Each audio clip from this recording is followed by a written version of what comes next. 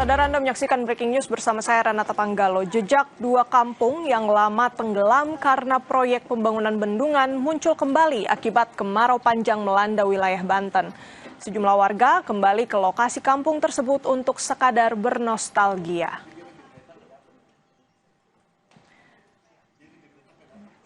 Seperti inilah penampakan bekas permukiman di Kampung Somang, Desa Sukarame, Lebak, Banten. Sisa-sisa bangunan, ruas jalan kampung hingga hamparan sawah dan ladang yang dahulu menjadi sumber penghidupan warga kini muncul kembali ke permukaan setelah bertahun-tahun tertutup genangan air. Kampung ini dapat terlihat karena musim kemarau menyusutkan air yang sebelumnya menenggelamkan kampung ini. Desa Sukarame dan Desa Sukaraja adalah dua desa yang sebagian wilayahnya ditenggelamkan untuk proyek pembangunan bendungan Kairan 2015 hingga 2019.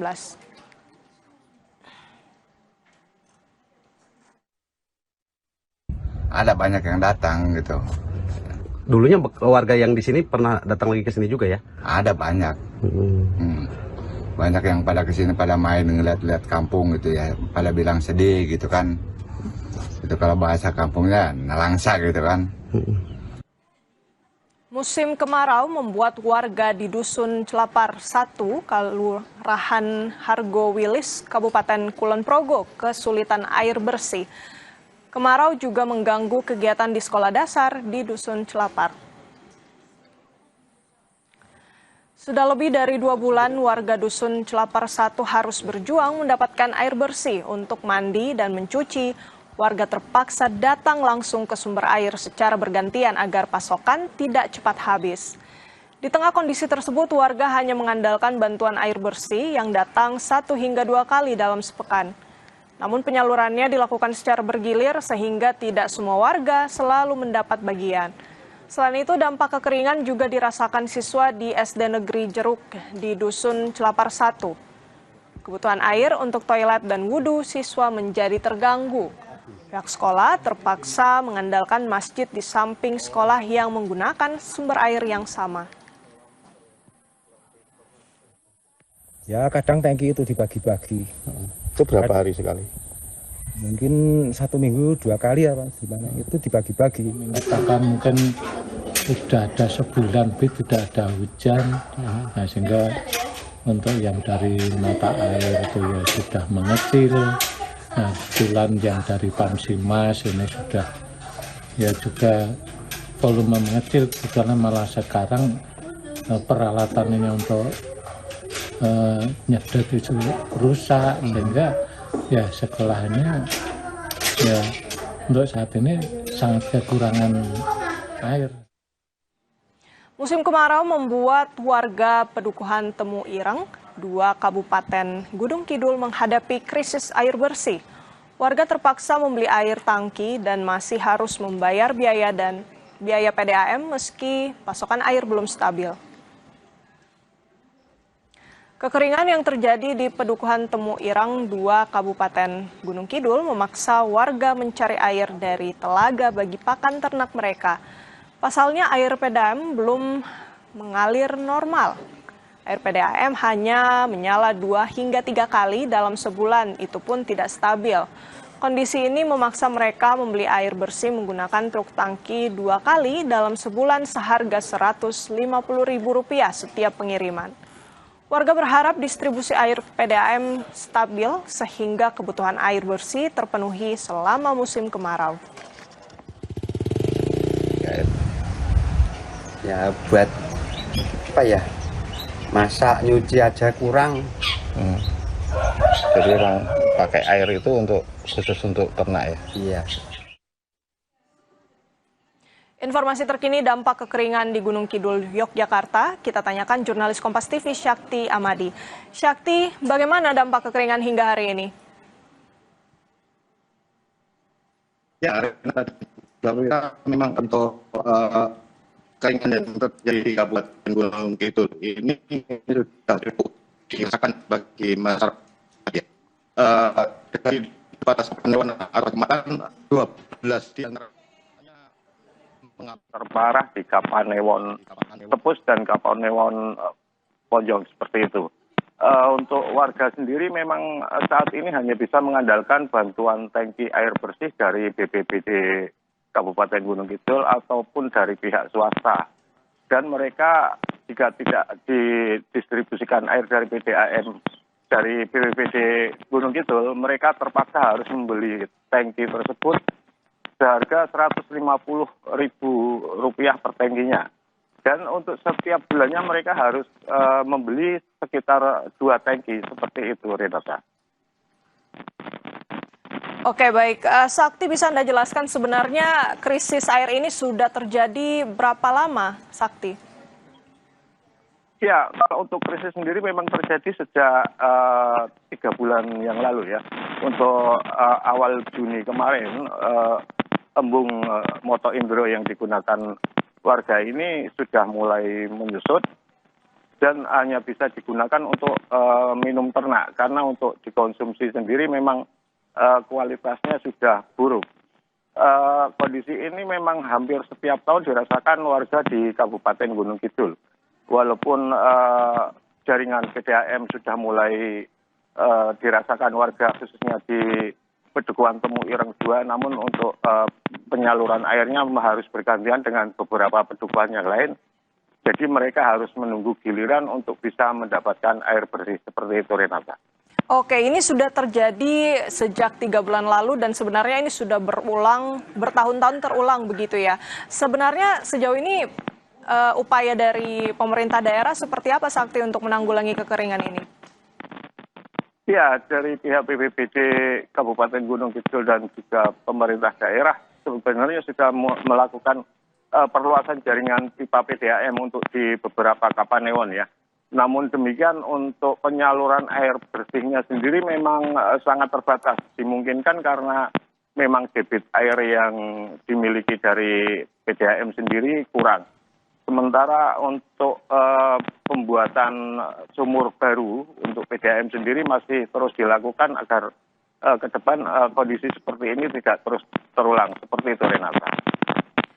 Baik, tentunya kita berharap agar kekeringan ini bisa segera usai. Pemerintah daerah diharapkan bisa menanggulangi kekeringan agar masyarakat bisa menikmati air bersih dengan lebih mudah. Terima kasih banyak laporan lengkapnya jurnalis Kompas TV Syakti Amadi dari Gunung Kidul, Yogyakarta. Informasi selanjutnya, Saudara, dampak musim kemarau dan kekeringan berdampak bagi petani di Kampung Cistal, Desa Cimayasari, Kecamatan Cipendei, Kabupaten Subang. Akibat sulit mendapatkan pasokan air untuk sawah, sejumlah petani terpaksa melakukan panen lebih awal.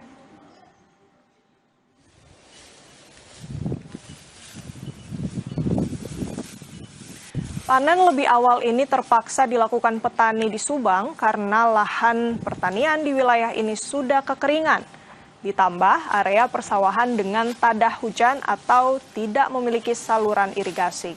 Dampaknya bagi petani, penghasilan panen mereka menurun drastis dibanding musim normal. Berdasarkan data pemerintah Kabupaten Subang, sedikitnya 45 desa di 15 kecamatan terdampak kekeringan. Luas lahan persawahan yang mengalami kekeringan mencapai 1.348 hektar. Kalau gitu panen ikan ini yang ini kurang air. Kurang air. Ya. Jadi terpaksa dipanen muda atau gimana? Dipanen muda. Emang ini sawahnya sawah tadah hujan atau gimana sih, Pak? Ya, tadah hujan ini mah nggak ada. Nggak ada saluran air? Saluran nggak ada. Jadi cuma mengandalkan air hujan? Iya, benar air hujan. Kalau ada air hujan bagus, kalau nggak ada air hujan mah. Air tadi nama kan ada hujan. Iya. Berhubung dipaksa ke bapak. Dipaksa tanam? Iya, dipaksa ditanam. Nah lah gitu. Akhirnya kan sampai nggak ada air sampai gini. Udah ada bijinya? Warga di Desa Gunung Putri, Situbondo, Jawa Timur rela antre demi mendapatkan air bersih. Krisis air akibat musim kemarau ini memaksa Badan Penanggulangan Bencana Daerah atau BPBD turun tangan menyalurkan bantuan air ke wilayah terdampak. Warga membawa timba dan jerigen sejak pagi hari dan rela menunggu giliran demi mendapatkan air bersih. Musim kemarau membuat sejumlah sumber mata air di Situbondo mengecil bahkan mati.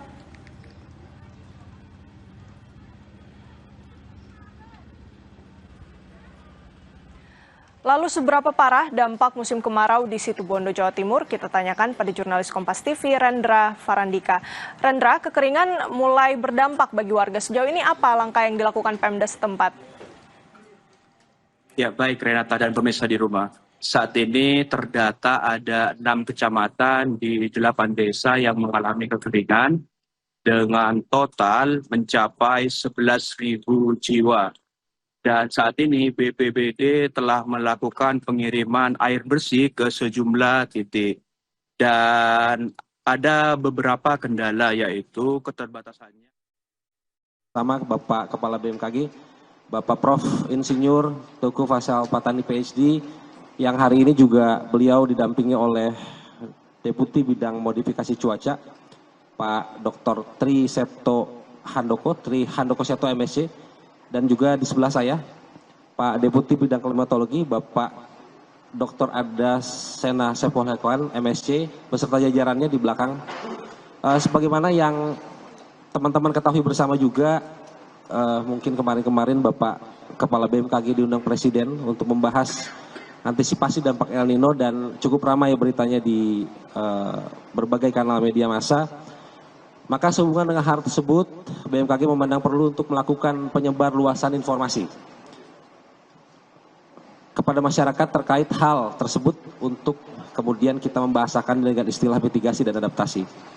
Baik, selanjutnya kita akan langsung mendengarkan penjelasan dan pengantar dari Bapak Kepala BMKG yang selanjutnya nanti akan ditambahkan oleh Pak Deputi Bidang Modifikasi Cuaca dan Pak Deputi Bidang Klimatologi. Beserta jajaran mungkin nanti tentu kita akan membuka sesi tanya jawab setelah pemaparan dari masing-masing kedeputian. Oleh karenanya langsung saja untuk mempersingkat waktu dan tempat kami persilakan Pak Kepala BMKG untuk memberikan pengantar terkait dengan kegiatan Jumpers pada hari ini. Kami silakan Pak. Baik, terima kasih Pak Taufan. Assalamualaikum warahmatullahi wabarakatuh. Salam sejahtera bagi kita semua. Shalom, Om Swastiastu, Namo Buddhaya, salam kebajikan. Selamat pagi Bapak Ibu, rekan-rekan dari media online, media cetak maupun televisi. Terima kasih atas kehadiran Bapak Ibu dalam press conference hari ini terkait perkembangan kemarau tahun 2026 dan perkembangan iklim terkini termasuk mengenai El Nino di tahun 2026. Sebagai lembaga yang memiliki tugas dalam penyediaan informasi klimatologi, Badan Meteorologi, Klimatologi, dan Geofisika secara rutin menyampaikan pemutakhiran informasi terkait iklim untuk mendukung perencanaan dan pengambilan keputusan di berbagai sektor pembangunan. Pada konteks musim kemarau tahun 2026 yang sedang berjalan ini, informasi-informasi tersebut sangat relevan sebagai modalitas bagi upaya mitigasi bagi sektor-sektor yang terdampak oleh musim kemarau dan kondisi kekeringan seperti sektor pertanian, sumber daya air, energi, lingkungan, kehutanan, kebencanaan, perikanan, dan produksi garam. Selain itu kami juga akan secara khusus menjelaskan upaya dukungan operasi modifikasi cuaca, baik yang telah berjalan maupun yang akan dilaksanakan dalam rangka upaya mitigasi kemungkinan terjadinya kebakaran hutan dan lahan. Pada kesempatan press release kali ini, informasi yang akan disajikan mencakup serangkaian informasi iklim yang relevan, antara lain perkembangan dinamika iklim terkini, perkembangan musim kemarau 2026, potensi episode kebakaran hutan dan lahan, serta upaya dukungan operasi modifikasi cuaca baik yang telah berjalan maupun yang akan dilaksanakan.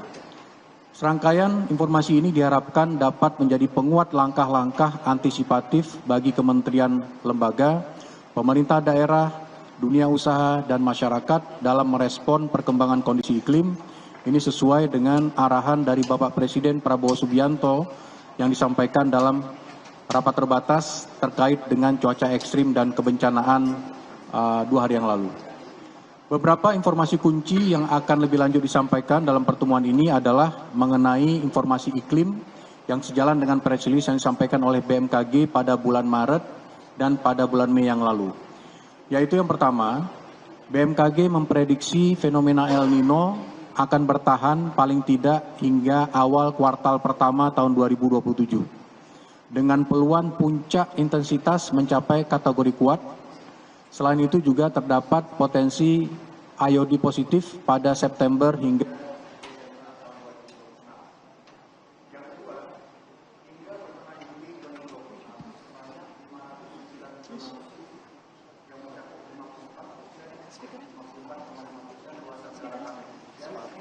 sebanyak 509 zona musim yang mencakup 54,5% luasan daratan Indonesia telah memasuki musim kemarau. Sementara 77 zona musim yang mencakup 11,8% luas daratan Indonesia masih mengalami musim hujan dan 113 zona musim mencakup 33,7% luas daratan Indonesia memiliki satu musim atau kita sebut tipe satu musim.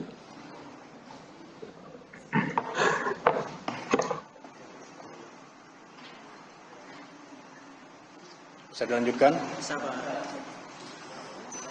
Untuk puncak musim kemarau tahun 2026 diprediksi umumnya terjadi pada bulan Agustus ya, atau 48,84% luas daratan Indonesia, dan di bulan September atau 25,41% luas daratan Indonesia.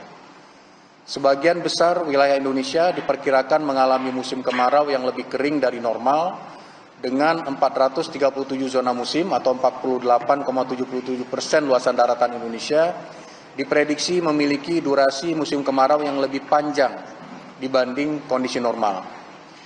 Memasuki bulan Oktober hingga November 2026, curah hujan kategori tinggi mulai diperkirakan muncul di beberapa wilayah. Selanjutnya yang keempat, hingga 28 Juli 2026, BMKG mencatat 4.900 titik panas, terutama di Kalimantan Barat, Riau, Papua Selatan, Aceh, dan Kalimantan Timur. Kondisi ini perlu diwaspadai menjelang puncak kemarau di bulan Agustus hingga September sebagai indikasi awal potensi kebakaran hutan dan lahan. Kemudian yang kelima, risiko kebakaran hutan dan lahan diperkirakan mencapai puncak pada Agustus sampai September 2026 dengan wilayah terdampak meluas di Sumatera dan Kalimantan, khususnya Riau, Sumatera Selatan, Jambi, Kalimantan Barat, Kalimantan Tengah, dan Papua Selatan. Yang keenam, partikulat untuk kebakaran hutan dan lahan terpantau terutama di Kalimantan Barat, sehingga BMKG terus melakukan pemantauan kondisi asap untuk mendukung langkah antisipasinya.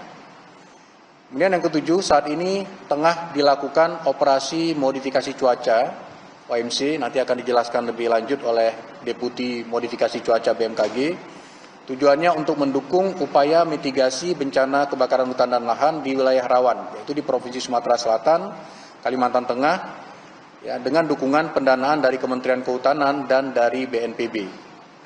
Selain operasi yang sedang berjalan di Sumatera Selatan dan Kalimantan Tengah, posko operasi modifikasi cuaca tambahan juga sedang disiapkan untuk memperkuat upaya mitigasi bencana hidrometeorologi di berbagai wilayah prioritas, seperti posko operasi modifikasi cuaca di Pekanbaru untuk mitigasi kebakaran hutan dan lahan di Provinsi Riau, posko operasi modifikasi cuaca di Bandung untuk mitigasi kekeringan wilayah Jawa Barat dan Banten, sehingga operasi tersebut disiapkan dengan tujuan meningkatkan peluang terjadinya hujan pada wilayah-wilayah yang berpotensi terdampak kekeringan maupun kebakaran hutan dan lahan.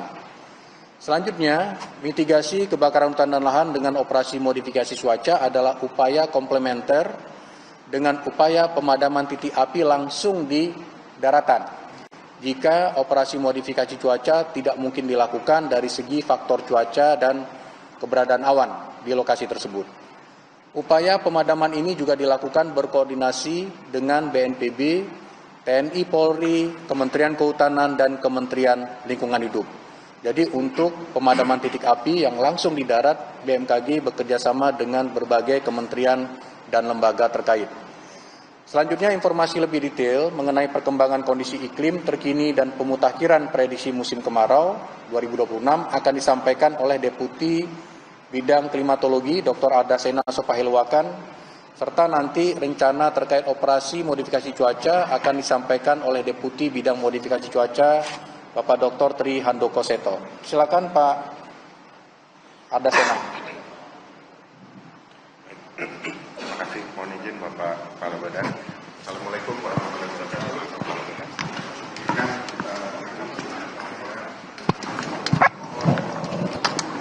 Audio. Aduh. Perkembangan iklim di Indonesia khususnya mengenai musim kemarau tahun 2026, termasuk juga El Nino. Boleh slide nomor 2. Jadi pada kesempatan ini kita akan menyampaikan beberapa hal. Yang pertama adalah bagaimana monitoring dan prediksi El Nino tahun 2026 yang dilakukan oleh BMKG, perkembangan musim kemarau tahun 2026, lalu juga prediksi musim kemarau ke depannya seperti apa.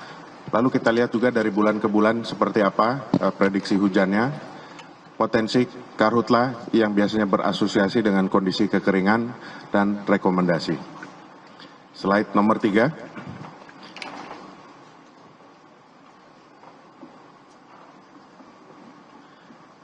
Terkait dengan iklim, khususnya juga musim kemarau yang saat ini sedang kita jalani, sebenarnya ada banyak sektor yang terdampak, jadi tidak hanya kebakaran hutan dan lahan yang terkait kebencanaan yang mendapatkan perhatian khusus karena perlu kita tangani, tetapi juga ada sektor-sektor lain yang sensitif terhadap iklim, khususnya pada musim kemarau yang sudah sejak beberapa bulan yang lalu BMKG melakukan koordinasi agar sektor-sektor tersebut dapat melakukan upaya antisipasi untuk memitigasi kondisi kekeringan yang hadir.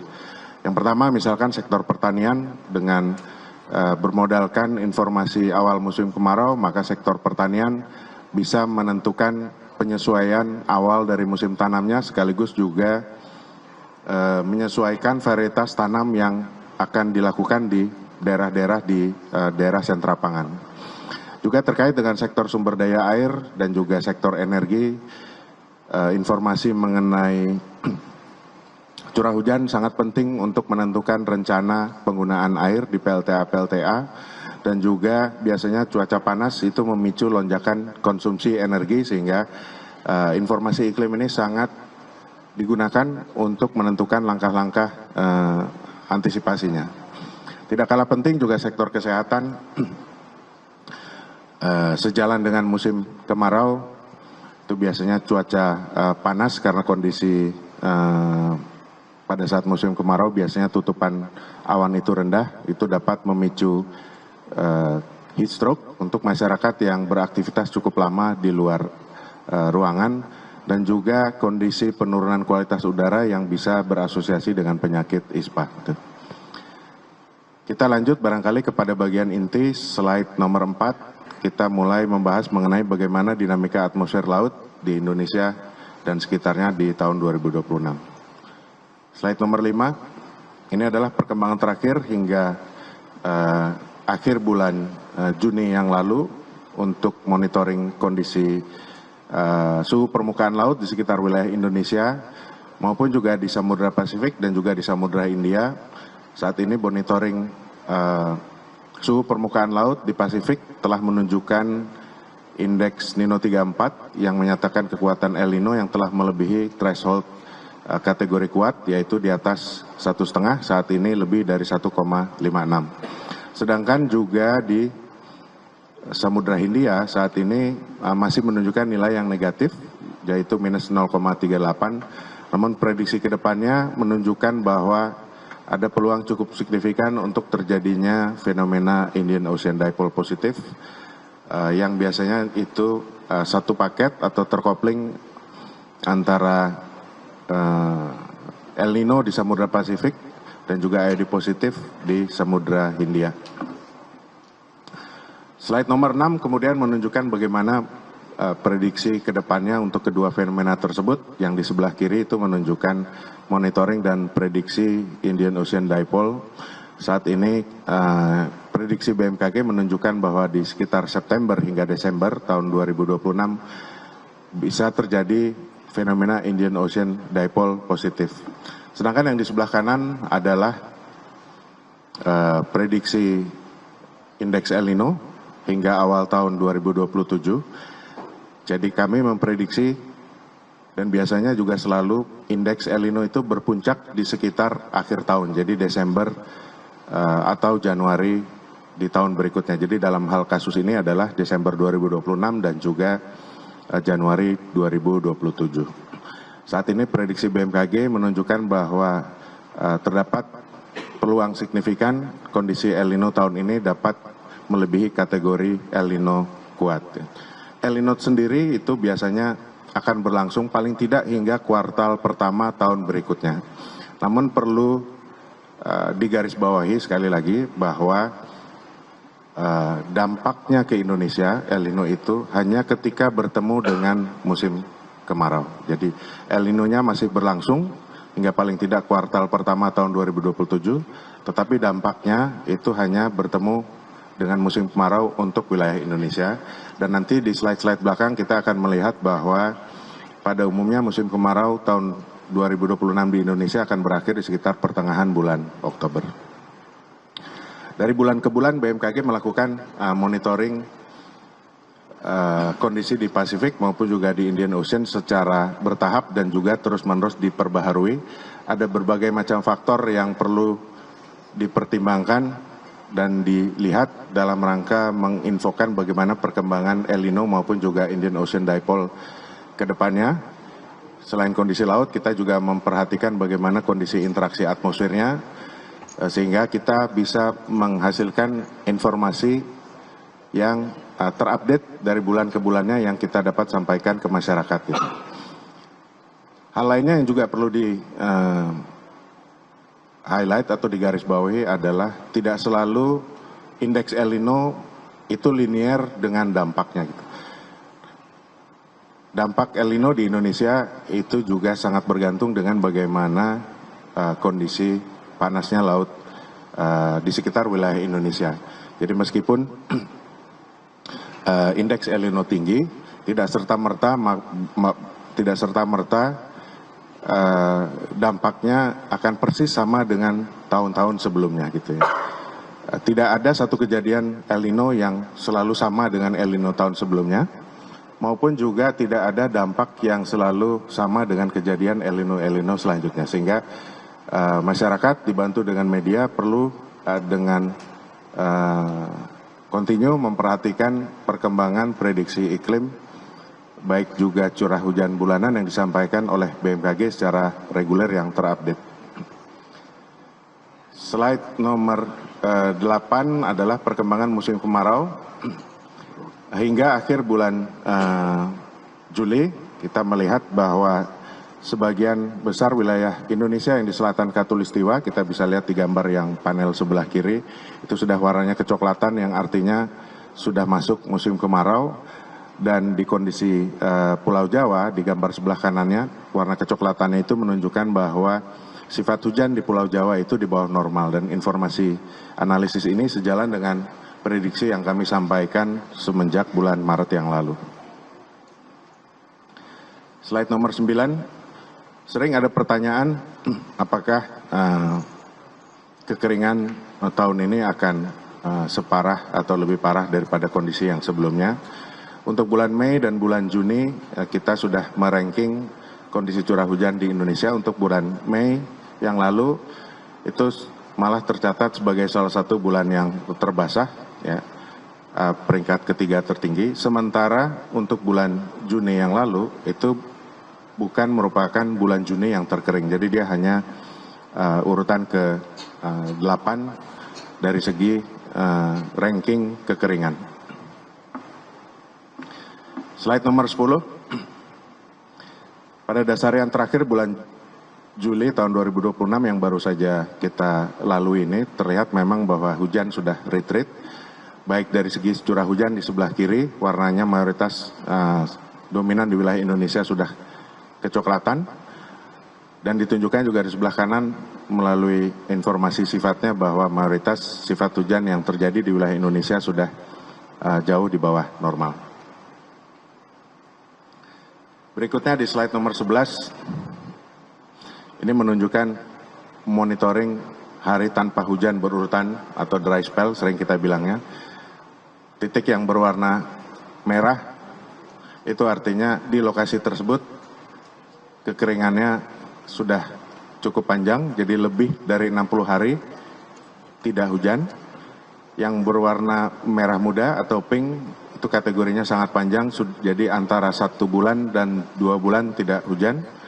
Yang kategori coklat gelap itu antara 21 hingga 30 hari itu tidak hujan. Jadi kita bisa melihat bersama di sini juga menggambarkan karakteristik progresi dari musim kemarau yang terjadi di Indonesia. Kita lihat wilayah Indonesia bagian tenggara, bagian timur, itu dominan warnanya adalah merah dan merah muda. Dan biasanya yang seperti informasi yang lalu-lalu kami sampaikan, musim kemarau selalu bermulai dari wilayah Nusa Tenggara Timur, lalu kemudian secara perlahan merambat ke barat. Di gambar ini kita juga melihat bahwa wilayah-wilayah Indonesia di sekitar ekuator itu masih banyak yang berwarna hijau. Itu menunjukkan juga bahwa di wilayah tersebut memiliki sistem atau pola iklim yang berbeda dengan mayoritas kita yang ada di Pulau Jawa atau di selatan Khatulistiwa. Di wilayah yang berwarna hijau itu masih banyak hujan karena di sana tipe iklimnya adalah ekuatorial. Beberapa minggu yang lalu bahkan kita melihat adanya banjir di Tapanuli. Jadi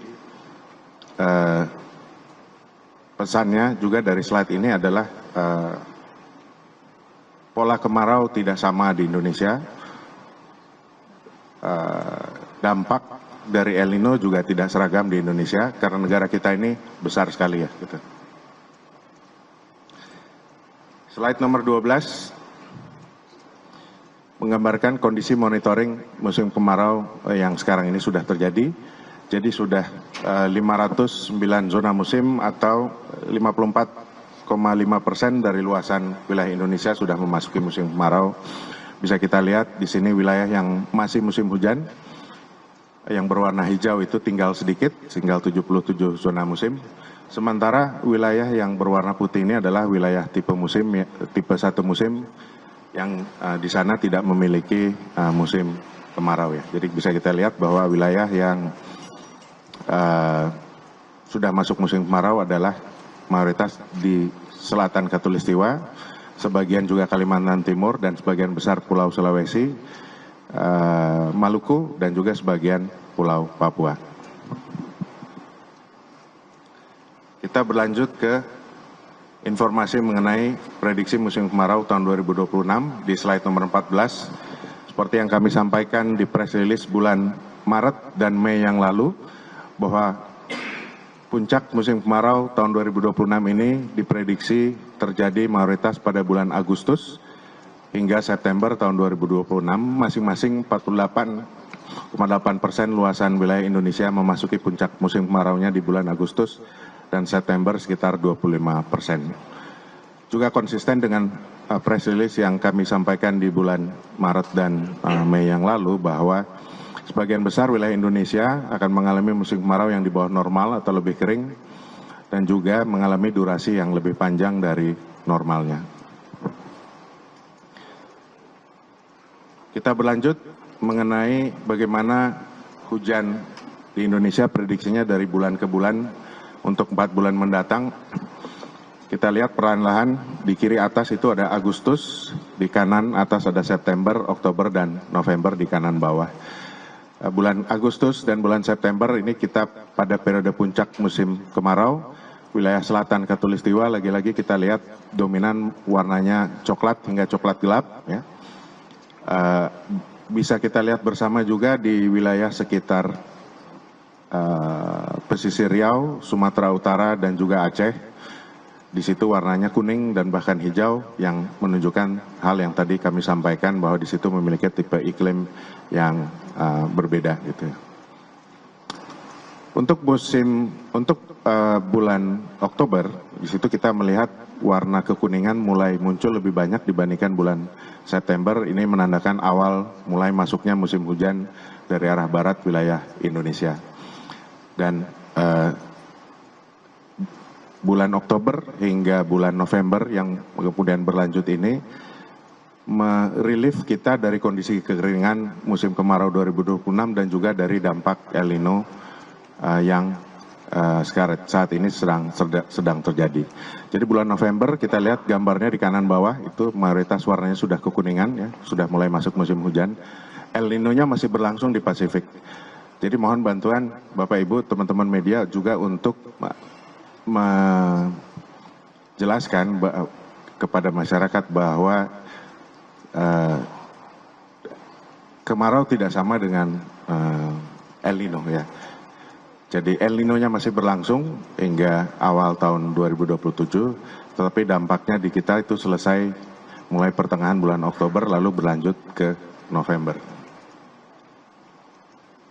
Di slide nomor 17,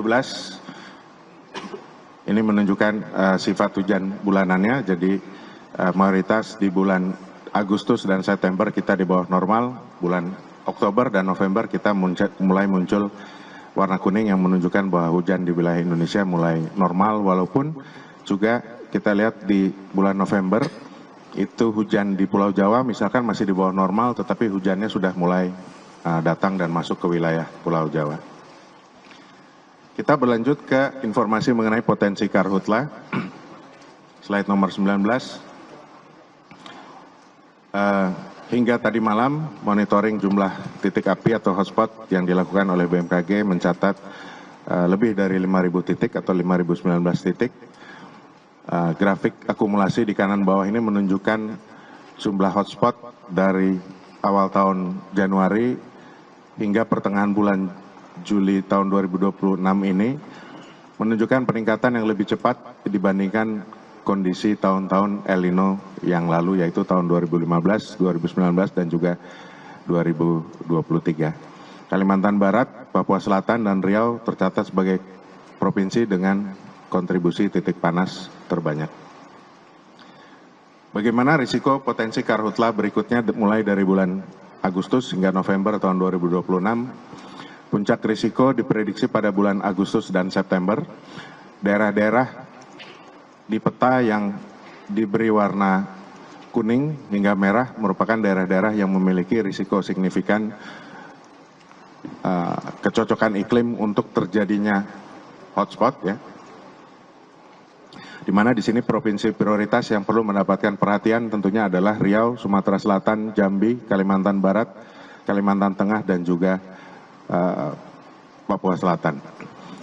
Risiko sedikit meningkat untuk Pulau Sulawesi pada September dan Oktober, dan secara gradual kita lihat ini mulai berkurang pada bulan Oktober hingga November tahun 2026. Jadi bulan-bulan kritis adalah mulai saat ini bulan Juli hingga akhir bulan September tahun 2026. Nah, intensifikasi pemantauan dan pengawasan di daerah-daerah ini tentunya menjadi krusial untuk mencegah eskalasi titik api dan dampak kerusakan lingkungan yang lebih luas. Slide nomor 21 ini menunjukkan